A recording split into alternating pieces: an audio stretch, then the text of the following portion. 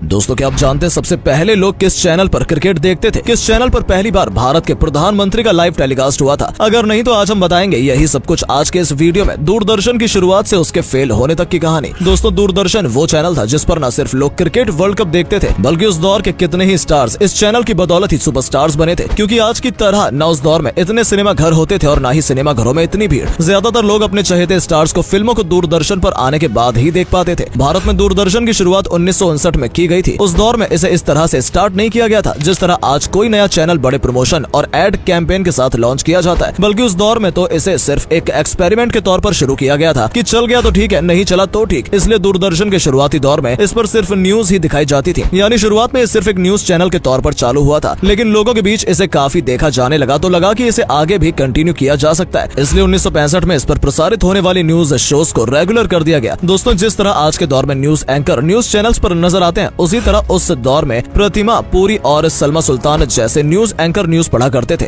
इस तरह दोस्तों अखबारों के बाद उस दौर में लोगों को अगर किसी खबर के बारे में जानना होता था तो वो दूरदर्शन को ही देखा करते थे। इसी तरह दोस्तों आज के दौर में जिस तरह किसी भी नई चीज के बारे में एड कैंपेन वगैरह चलाए जाते हैं या किसी भी इंफॉर्मेशन को लोगों तक पहुंचाना होता है तो हमारे पास आज ढेरों मीडियम्स मौजूद हैं। लेकिन उस दौर में सिर्फ अखबार जैसे कुछ संसाधन ही इंफॉर्मेशन को पहुंचाने का काम करते थे। यानी सरकार अगर कोई नई पॉलिसी वगैरह लॉन्च करती थी तो इन्हीं के जरिए लोगों तक सूचना पहुंचती थी। इसी 60 के दशक में हरित क्रांति की शुरुआत की गई थी जिसका एम था कि भारत में एग्रीकल्चर को बढ़ावा मिले और भारत में बाहर के देशों से मंगाई जाने वाली बहुत सी चीजों का इंपोर्ट घट सके। जो चीजें आखिर भारत में प्रोड्यूस की जा सकती हैं, उन्हें आखिर भारत के बाहर से क्यों ही मंगाया जाए। इसलिए हरित क्रांति की शुरुआत की गई ताकि भारत आत्मनिर्भर हो सके और खुद ही अपनी जरूरत के मुताबिक अनाज उगा सके। लेकिन इस काम में रुकावट आ रही थी खेती के पुराने तौर तरीकों की वजह से, क्योंकि सदियों से भारतीय किसान जिस तरह से खेती करते आ रहे थे तब भी वो उसी तरह से खेती कर रहे थे। वहीं दूसरी समस्या थी कि ज्यादातर लोग जो खेती किसानी किया करते थे वो कम साक्षर होते थे। इसलिए उन तक दुनिया में अपनाए जा रहे एग्रीकल्चर के नए तौर तरीकों को पहुंचाना कोई आसान काम नहीं था, लेकिन किसी तरह काम को अंजाम तो देना ही था। इसलिए किसानों तक एग्रीकल्चर की नई नई जानकारियों को पहुंचाने के लिए 26 जनवरी 1967 में कृषि दर्शन नाम के एक प्रोग्राम प्रसारित किया जाने लगा। इस प्रोग्राम में न सिर्फ खेती के नए नए तरीकों के बारे में बताया जाता था बल्कि फसलों में होने वाली बीमारियों और उनकी रोकथाम के लिए उपाय भी बताए जाते थे। इसलिए ये प्रोग्राम किसानों के बीच काफी पॉपुलर हुआ। यही नहीं, दूरदर्शन पर प्रसारित होने वाले इसी प्रोग्राम की वजह से ग्रीन रेवोल्यूशन को काफी सक्सेस भी मिली। इसके कुछ साल बाद तक जब दूरदर्शन काफी देखा जाने लगा, यानी इसका काफी विस्तार होने लगा था, इसलिए साल 1976 में दूरदर्शन और आकाशवाणी को अलग अलग कर दिया गया। इसकी सफलता को इस तरह समझ सकते हैं कि 1982 में पहली बार प्रधानमंत्री की स्पीच को दूरदर्शन पर लाइव टेलीकास्ट किया गया था। यही नहीं बल्कि इसी साल एशियन गेम्स की ओपनिंग और क्लोजिंग सेरेमनी को भी दूरदर्शन पर दिखाया गया था। अब क्योंकि दूरदर्शन काफी इंडिपेंडेंट हो चुका था, इसलिए दूरदर्शन ने 1984 में दूरदर्शन ने अपना एक और सब चैनल शुरू किया डीडी मेट्रो के नाम से। इसके बाद के दौर को दोस्तों दूरदर्शन का गोल्डन पीरियड भी कहा जाता है, क्योंकि इसके बाद दूरदर्शन ने हम लोग ये जो है जिंदगी, बुनियाद और भारत एक खोज जैसे पॉपुलर शोज प्रोड्यूस किए। अब जैसा कि हम जानते हैं कि पॉपुलर चीजों में से कुछ भी चीजें माइलस्टोन की तरह होती है, तो यही हुआ जब एक शो आया मिर्जा गालिब। इसके बाद दूरदर्शन ने रामायण, महाभारत और चाणक्य जैसे कुछ शोज एक साथ लॉन्च किए जो कि इतने बड़े हिट हुए कि न सिर्फ शहरों में बल्कि दूर दूर के गाँव तक में दूरदर्शन को देखा जाने लगा। फिर आया साल 1992। इसी साल में मनमोहन सिंह और नरसिंह राव के इकोनॉमी को लिबरलाइज कर दिया गया, यानी अब भारत में बाहर से भी पैसा आ सकता था। इस इकोनॉमी लिबरलाइजेशन के साथ ही प्राइवेट कंपनीज को भी पहले ज्यादा फ्रीडम थी, यानी अब कंपनियां पहले से ज्यादा मार्केटिंग कर सकती थी, यानी टीवी चैनल्स को एड दे सकती थी। इसी दौर में दोस्तों जी टीवी का भी उदय हुआ और जैसा कि हम जानते हैं कि प्राइवेट बंदा नुकसान भला उठाता है, इसलिए जी टीवी ने आते ही फैमिली ऑडियंस के इंटरेस्ट के हिसाब से शोज प्रोड्यूस करना शुरू कर दिए। अब दूरदर्शन और जी टीवी के बीच कंपटीशन खड़ा हो चला था, इसलिए दूरदर्शन ने भी चंद्रकांता नाम से एक सीरियल शुरू किया और फिर अलिफ लैला नाम का शो भी शुरू किया गया। लेकिन क्योंकि इकोनॉमी का लिबरलाइजेशन हो चला था, इसलिए जी टीवी के बाद स्टार टीवी, सोनी टीवी और होम टीवी 18 जैसे दूसरे नए चैनल्स ने मार्केट में एंट्री ली। अब मार्केट में दूरदर्शन को एक दो नहीं बल्कि कई चैनल्स के साथ कंपटीशन करना था, इसलिए दूरदर्शन ने भारत की जॉइंट फैमिलीज के कल्चर को ध्यान में रखते हुए जूनियर जी, शक्तिमान जैसे बच्चों के इंटरेस्ट के प्रोग्राम तो लॉन्च किए ही साथ नंदू अपना जैसा एनिमेशन प्रोग्राम भी लॉन्च किए। और इन्हीं प्रोग्राम्स की वजह से दूरदर्शन उसके बाद तकरीबन 5 साल तक भारत का सबसे बड़ा चैनल रहा। लेकिन आपको बता दें कि इस दौरान दूरदर्शन एक केस भी हार गया था जो था बीसीसीआई की ब्रॉडकास्टिंग से जुड़ा, जिसमें बीसीसीआई चाहती थी कि वो दूसरे चैनल्स पर भी ब्रॉडकास्ट कर सके। केस हारने के चलते क्रिकेट का ब्रॉडकास्ट तकरीबन दूरदर्शन के हाथ से निकल चुका था। वहीं दूसरी ओर सब टीवी ने कॉमेडी शोज के जरिए ऑडियंस को अपनी ओर आकर्षित करना शुरू कर दिया था और साथ ही साथ स्टार प्लस जैसे चैनल्स ने मैरिड वुमेन से जुड़े सीरियल्स शुरू कर दिए थे। यहाँ दूरदर्शन के साथ प्रॉब्लम्स ये थी कि उस पर सभी कुछ मिक्स दिखाया जाता था, इसलिए कुछ समय बाद दूरदर्शन ने 2003 में डीडी मेट्रो को अलग करके एक न्यूज चैनल बना दिया गया और दूरदर्शन पर सिर्फ सीरियल्स दिखाने लगा। इसके बाद बढ़ते कंपटीशन को देखते हुए दूरदर्शन ने मिस इंडिया, दिल है फिर भी हिंदुस्तानी और 2005 में हवाएं जैसे शोज भी दिखाने शुरू कर दिए। लेकिन अब दौर नया था, इसलिए चैनल को और भी एक्सपेरिमेंट्स की जरूरत थी। जबकि चैनल था सरकारी, इसलिए क्या करना है क्या नहीं करना है सब कुछ कंट्रोल होता था। इसलिए दूरदर्शन उस तरह से खुद को नहीं बदल पाया जिस तरह से दूसरे प्राइवेट चैनल्स ने खुद को मार्केट के हिसाब से बदला। यही वजह थी कि लाख कोशिशों के बाद भी अंडर गवर्नमेंट चलने वाले चैनल से लोग धीरे धीरे बाहर हो गए और बोर हो गए। उन्होंने इसे देखना बंद कर दिया। इसलिए 2017 में दूरदर्शन ने भी अनाउंस कर दिया कि वो कोई नया शो प्रोड्यूस नहीं करेंगे बल्कि पुराने शोज को ही दिखाते रहेंगे। तो ये थी दोस्तों दूरदर्शन की शुरुआत से अंत तक की कहानी। आपको दूरदर्शन का कौन सा शो सबसे ज्यादा पसंद आया हमें कमेंट करके जरूर बताइएगा।